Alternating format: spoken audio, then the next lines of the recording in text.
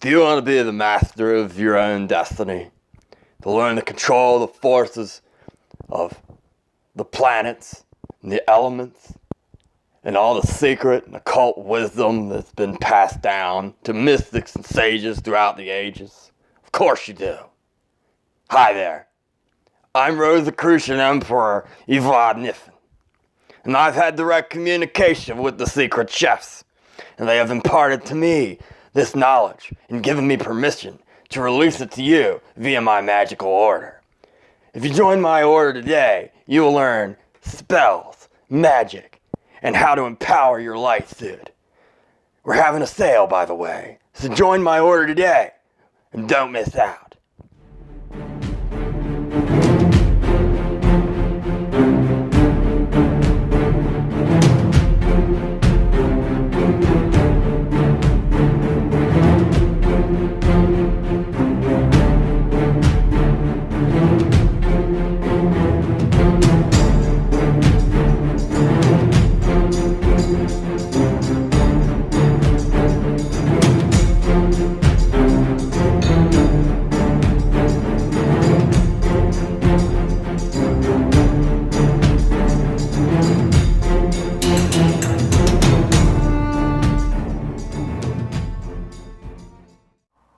Do what thou wilt shall be the whole of the law. Hey everyone, FRATER Super Rabo here again. Thanks for checking out my channel, where we are and always will be the home of common sense occultism and practical magic. I thank you for joining me today. Really quick, you know I'm going to say it. If you're new and you haven't already done so, please look below, find the big red subscribe button and hit that for me. Then look to the right, you'll see a bell. You want to hit that bell as well. That way you're notified each and every time we upload new content to this channel. And you can watch it as soon as humanly possible.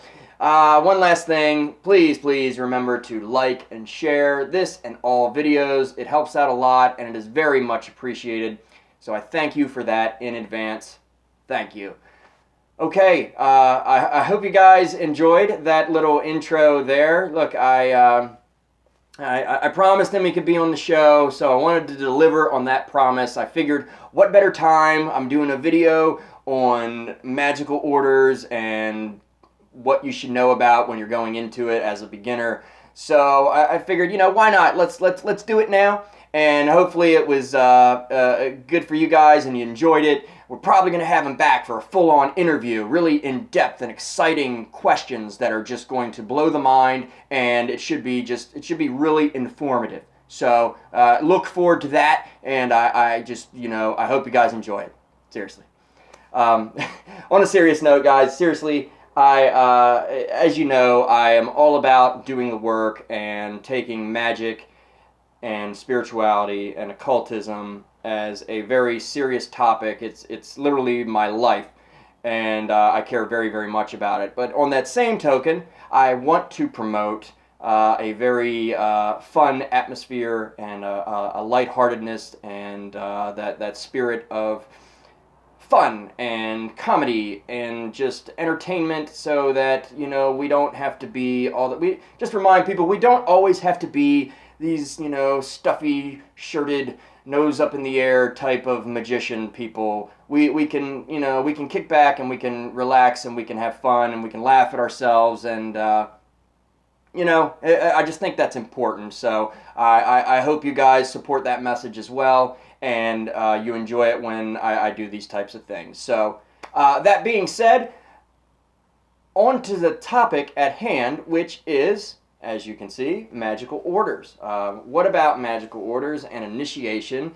That whole world for the beginner. This is an important topic, I believe so, because I think that in the beginning, when you start out on this journey of occultism and magic and spirituality and all that stuff, you know, it's a question that comes up, and it may not come up right away either. Sometimes people wait, you know, years and years, and then all of a sudden, you know, they work solitary, and then they, you know, feel this need to be a part of something like an order or group or fraternity or something like that, an organization, as it were. So I just kind of want to go over a few things that are opinion based for the most part, but just things you might want to look out for and look into and consider on your magical journey, and hopefully it'll be helpful and informative for you guys. Let me start off by saying what this video is not. This video is not a promotional video. I am not promoting or putting down any of the orders that I mention. So this is not me saying this order is better, this is the best, this is the true magic order, you guys need to do this. I would never do that. This is just strictly informative and stuff based on my experiences and my opinions. So let's get that out of the way before anyone says, oh, well, he was promoting such and such. I'm not. I'm not promoting anyone or anything or any order. This is also not a history lesson. I'm not going to Wikipedia you guys and list off a bunch of dates and times and events of when these orders that I mention are established and what they did and whether they still, you know, fell apart or blah, blah, blah, or give you a whole storyline and detailed account of said magical orders. We can do a video like that in the future if you'd like. You know, comment below if you're interested in that. But there's a lot of information out there on history, and a simple Google search can give you a treasure trove of information if you want dates and times and events and things of that nature. So I wanted to, you know, I'm about trying to do something different here, so I want to give, you know, like I said, more of a, there's not going to be any facts in this video. Everything I say, I like to think, is, you know, based on facts. Otherwise, I wouldn't give them. I'm certainly not going to mislead you in any way. But this is not a video, it's about history. So let's get that out of the way. And number 3, this is not a personal resume. This is not a list of orders that I may be a part of or may not be a part of, and I speak for no magical order. As I said before, this is not a promotional video. And again, it's not a resume, so sorry, we're not doing that here, guys. So yeah, so let's get started with the bulk of the topic: magical orders and initiation, how it pertains to initiation. Excuse me. Many times when we start out, we have this this sense or this feeling that when you get started in this path, that it's very group based, and that you need to be a part of a fraternal order or a secret society or a club or something like that. So the question is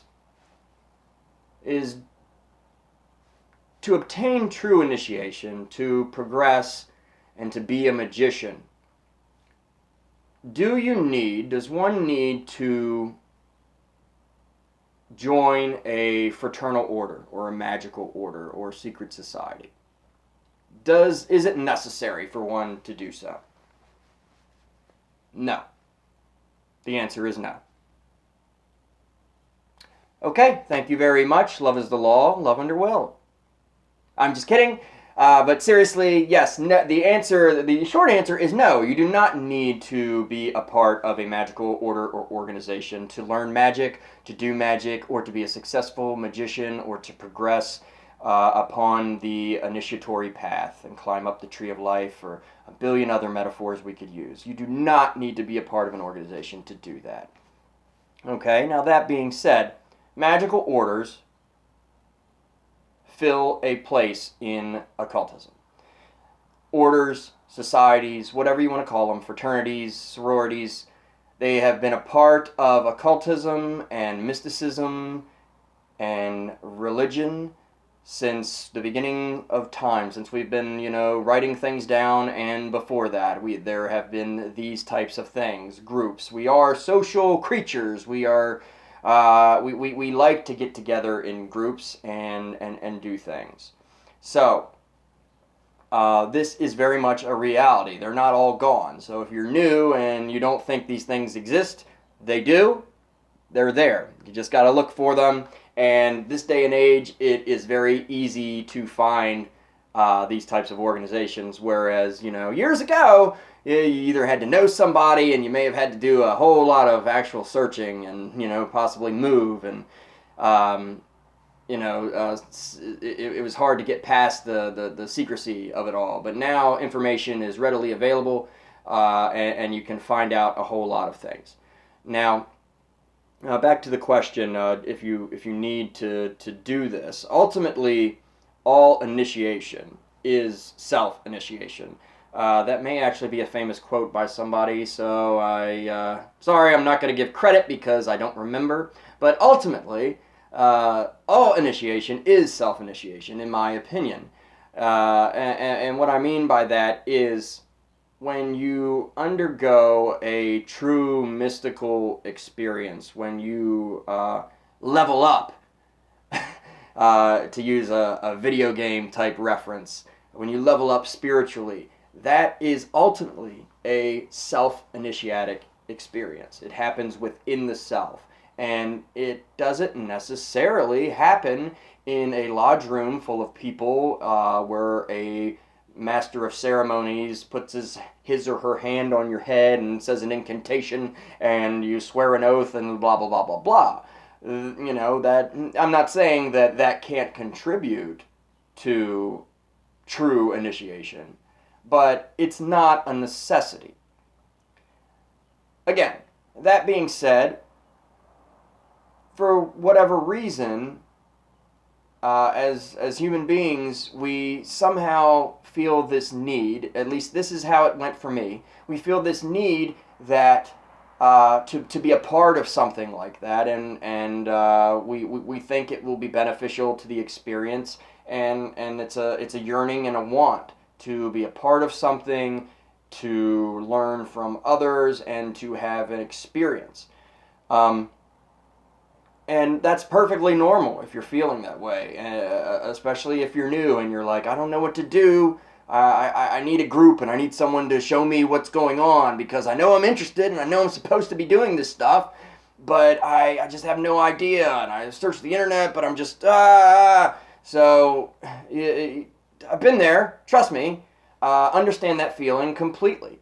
And what the main purpose of this video is what I want to achieve with this video is basically go over a few things and kind of give you a process to weed out some of the things, and that's not what I'm trying to say. What I'm trying to say, had a brain fart for a second. What I'm trying to do with this video is to show you things that you may want to ask yourself, questions you want to ask yourself to get you to that specific group that will be best for you and doing your life's purpose. If ultimately you may decide, oh, groups aren't for me, and that's, again, it's not necessary, so that's perfectly fine. But what I wanted to do today is kind of go over a few things. Yes, I'll mention a couple orders by name just for generality to give a background. But ultimately, that way you can decide maybe, you know, what's right for you. And I'm all about being practical here. So this channel is all about practicality, and I want people to achieve, to succeed as a magician or witch or whatever you want to call yourself, a spiritual person. Ultimately finding your life's purpose and doing that, doing your will. So I want to give a process that you can go through to decide whether you want to belong to a group, if it's necessary, and what kind of group you should go to and check out. So that's what we're doing today. So the first thing you really want to ask yourself is, you know, one, do you get along with others? If you have problems getting along with people, fraternal orders, magical orders might not be the best thing for you. No matter how much you want to do something or learn or whatever, if you don't play well with others, then you know, your magical group or fraternity career is probably going to be very short, and you might not get anything out of the experience. And ultimately, what you want is that experience. That experience so that you can grow as a person and develop the self towards the true self, and like I said before, ultimately do your life's purpose. So, things you might want to ask yourself besides that are, what are your interests, magically and spiritually? Now, there are a few different types of orders, okay? I mentioned magical orders specifically, and then I said the term fraternal orders and secret societies. Any of these can be a quote-unquote secret society. That term is kind of off, to be honest with you, because, you know, if they were secret societies, we wouldn't know they exist, so they're not really secret societies, but that's the general term used, the secret societies. They're really organizations that have secrets. Whether those secrets have been made public or not, you know, that's beside the point, but these fraternities and orders are really just organizations that have secrets, whether they be magical or mystical or whatever. That's ultimately what they are, whether it's a magical order or just a regular fraternal order. But as I said before, we will use the term secret society just because that is the general term. And if I start saying organizations that have secrets over and over again, it's just repetitive and annoying. So we got that out of the way. Two types of orders. You have your magical orders, and you have your regular fraternal orders, social orders, fraternities, secret societies. What qualifies as a magical order? A magical order is an order that teaches magic. A order and a teaching order, a teaching magical order. And they provide actual magical instruction. Not only do you undergo initiations and have tasks and coursework and things of that nature, you are given actual magical instruction. And there are orders out there today that do that very much. If you are interested in the Golden Dawn style based magic and you want to be a part of the Hermetic Order of the Golden Dawn, originally, the original Golden Dawn was not a magical order. Just so you know, there is two branches to the Golden Dawn originally. There is an outer order called the Golden Dawn, and then you had the inner order, which went into actual magic. So, to start out with, there was no magic. You did things, you did exercises that developed magical skill. You meditated, you learned to kind of feel energy and about the elements and balance the elements within your sphere of sensation, your aura, as prep work for doing actual adept magic. Things like the grimoires and elemental magic and planetary and zodiacal magics. But you did not get that until the second or inner order, which you had to complete the first order grades, pass all the tests, and then be invited to.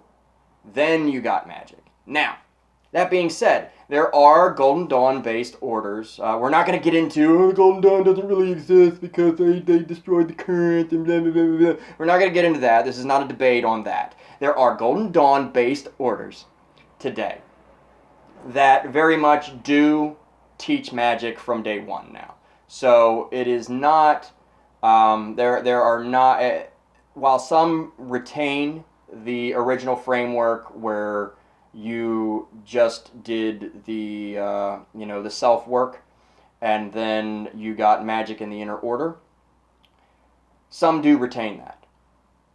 Most, since the information is available though, they start practicing the inner order rituals and such well before it. So, or they've had some type of experience or exposure is the word I'm looking for. They've had some type of exposure to it way before any inner order invitation or initiation. So, but just know that in your quest for a magical order, if you want to be a part of one, there are Golden Dawn based orders, Rosicrucian style orders that have magic from day one. It may be given out in, you may not be doing Key of Solomon from day one, or something, serious evocation type stuff, or, anything that is maybe considered advanced magic.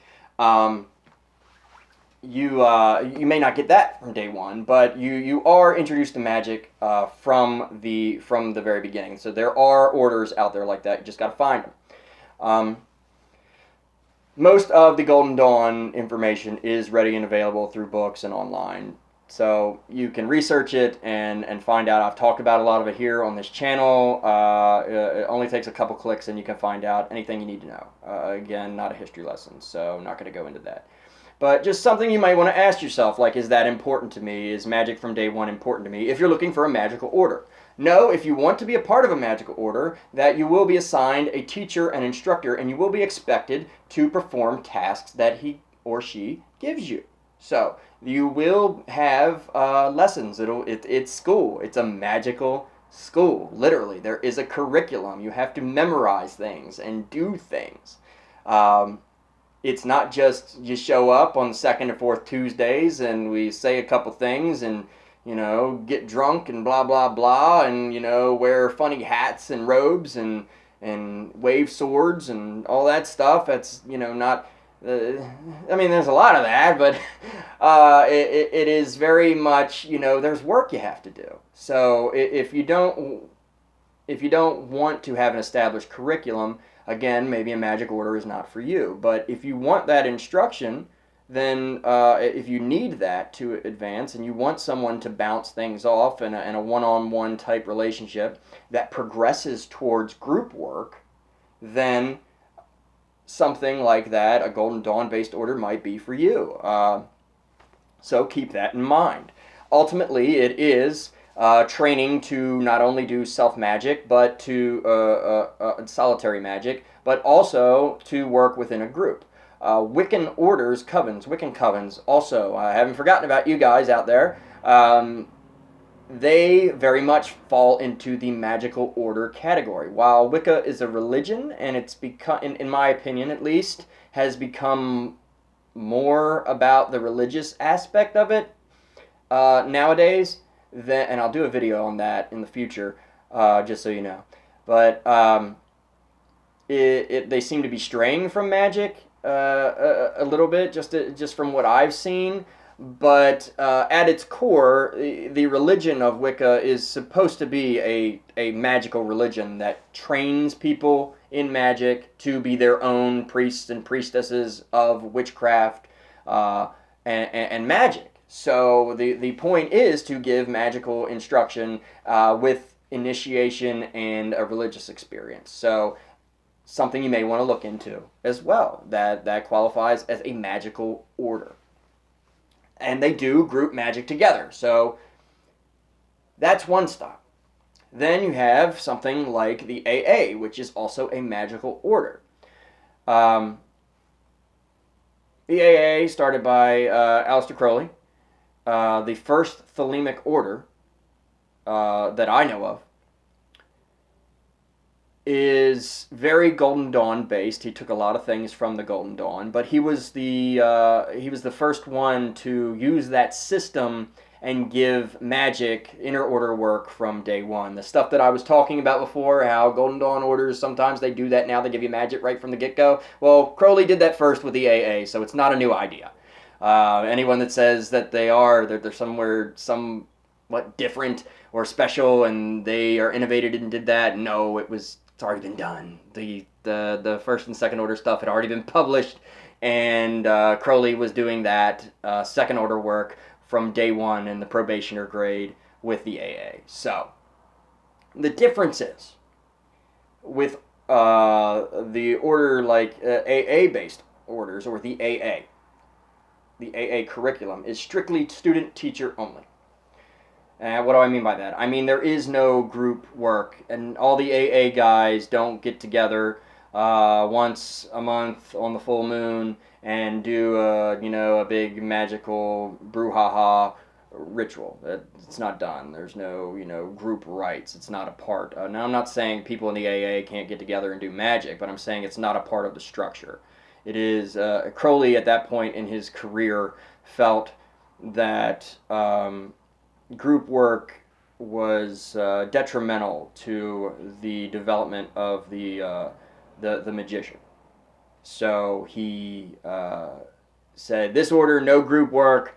We're not going to fight. You have a student-teacher relationship. You learn from your teacher. You do the tasks, and then you advance, and then you eventually take on students as well. So again, ultimately, all initiation is self-initiation. This is very much a self-initiation thing with AA. The course and the structure is very, very strict, and it is a lot of work, and that's from day one, and you learn a lot of stuff. And again, this is stuff that's readily available. You can find all the AA texts and curriculum, and there's books out there on how to work the curriculum and things of that nature. So, you may want to look into that, especially if you're a Thelemite. Now, even if you're not a Thelemite particularly, the AA system of magic it's still successful. It's still going to work for somebody because it lays out a lot of the same stuff that may be considered even old Aeon work or whatever. It still works. It's an excellent system. And so I know I said I wasn't going to promote systems, but okay, caught me. I guess I'm promoting at least that system of magic. I'm not promoting a lineage or the AA as a whole, but the framework, it's been proven to work, and it's very much what I base a lot of my stuff on here from. So if you're into the lessons that I give and the way that I kind of approach magic, then the AA system is something you probably want to look into, either as a solitary magician or taking the extra step and actually seeking out someone from AA and going through the probationary period and joining and going through all that. So something you want to think about. So that's magical orders. Of course, there's other orders, like you have the Thelemic Golden Dawn, which is a Thelemic Golden Dawn based order with some things kind of switched around that do Golden Dawn group work. And then you have other stuff that orders that are like preparatory orders for AA, some which work in groups and some that don't. Look up the College of Thelema if you're into stuff like that. That might be beneficial to you. A lot of this does depend on where you live, especially with groups, if you want to work within a group and if you want and are willing to travel for initiation. Okay, so we went over some magical orders. Now we'll go into fraternal or social orders. There's orders that are Rosicrucian in nature, like AMORC. I'm not going to promote AMORC. That's all I'm going to say about AMORC is that AMORC is there. There's a series of lessons. It's Rosicrucian based. You can feel free to look into it. It is a mystical order that claims they do not teach magic, but I will say that a lot of their stuff is kind of magically inclined. So, and a lot of the skills they teach and the lessons they have are very kind of magical in nature. But that's all I'll say about that. So there's various different Rosicrucian orders out there. AMORC just happens to be the biggest one. Watch claiming to be a Rosicrucian order, though, because they might sue you. So, yeah, watch out for that. Anybody that's in a Rosicrucian order or planning on starting one, just that information is available. Anyway, then you have, of course, the big one, Freemasonry, which is available to men 18 or older in the United States. I'm not sure what it is in Europe now, but it's the largest occult society, the largest fraternal order. Although it is an occult society, the lessons are occult based, but not all Masons are occultists, and a lot of them don't even know what the heck they're doing or what any of the stuff they do means. They just memorize what they're told to memorize. They put on the tuxedo and the jewels, and they march around, and they did it because their father did it, and their father's father did it, and blah, blah, blah, blah, blah. There is also what's called co-masonry now, which is co-ed and involves men and women. So, people have different thoughts on that. I don't see the harm in it. I don't see the harm in having split orders either. I think sometimes it's a good thing to commune with men, and then I think sometimes it's good for women to commune with women as well. So, you know, but in the grander sense, I promote co-ed orders. I think it's the best for everyone. We all need balance, and we all have masculine and feminine energies within us, and if we're going to be expected to learn to work with these energies as magicians or mystics or whatever, it's important to have that information available to everyone. So, you know, 2 thumbs up for co-masonry and orders that are co-ed in nature. The Golden Dawn was one of the first orders to do that, to make it to allow women in, and you know, they were very forward thinking, and that's just awesome. So kudos to the Golden Dawn for doing that all those years ago. But back on track. Anyway, fraternal orders that are mystic in nature. Here's the one that everyone knows, I'm sure, Ordo Templi Orientis, or OTO, which is not a magical order. If someone tells you it's a magical order, you have been lied to. OTO is not a magical order. They do not teach, it is not a teaching order like the Golden Dawn. If you are expecting to receive magical instruction after undergoing initiation and given this and that, it's just not going to happen. So if that's what you're looking for, you want to look into something else. It is an order that recommends certain practices, but you're not instructed per se. And they conduct magical initiations to open certain energy centers and chakras through the body, and to get you to that experience and to become a magician. So it's magical in nature, but ultimately not a magical order. I hope I'm saying this correctly, but again, and not to say, if you go to an OTO lodge, you will see sometimes, you'll see class on blah blah blah, that, you know, you pay a small fee or donation, and there'll be a class on Enochian magic, or some form of Egyptian magic, or whatever, Kabbalah, Golden Dawn style magic. You'll see classes and stuff like that. They'll hold events. But what I mean is, you're not going to take your first degree and then be like, this is Frater or Sorer so-and-so, and they are your mentor, and they're going to look at your magical diary and teach you this and that and blah, blah, blah. That's not what it is. So if that's what you're looking for, and you're a Thelemite, you want to look towards something more like AA. And I think ultimately, now again, I don't speak for anyone, but I think ultimately the goal, or Crowley's goal, was to have these run concurrent, and everyone that's in AA to also be in the OTO, and not necessarily merge them together, but people should have been doing the work in AA, and also having the social aspect of OTO, focusing on that style of initiation, and the two very much have some similar practices. So, yeah, that being said, that might be something you want to look into. Ultimately, again, it's going to be what you want to accomplish, what you are interested in, and the type of person that you are. So you really need to ask yourself, what am I looking for? What do I believe?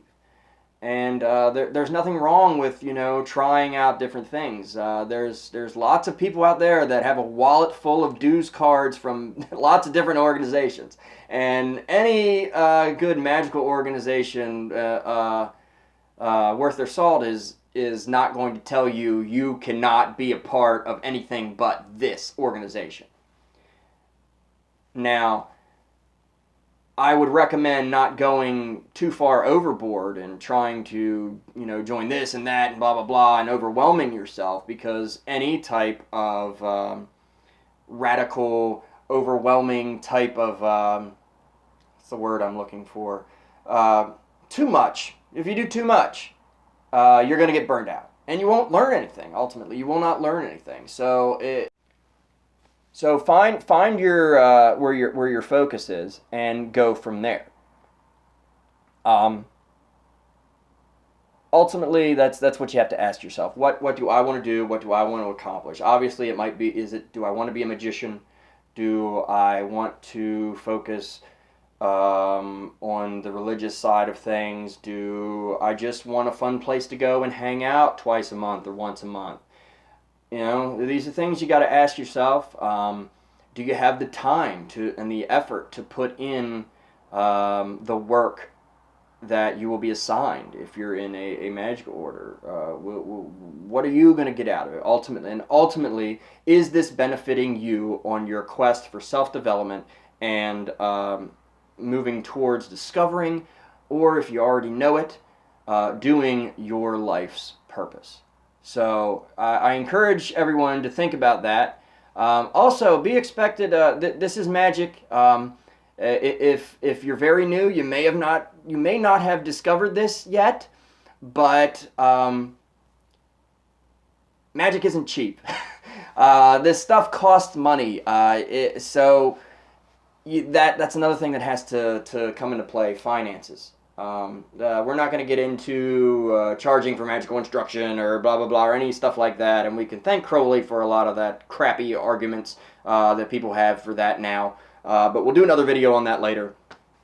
But just know there is usually some sort of dues structure involved with no matter what order you decide to join. So if you're not about that, or you have some kind of bad taste in your mouth about money and magic, or you know, paying people for materials and time and blah blah blah, then you know, probably not going to want to join a magical order. Now, AA, as far as I know, all AA orders are restricted from charging money.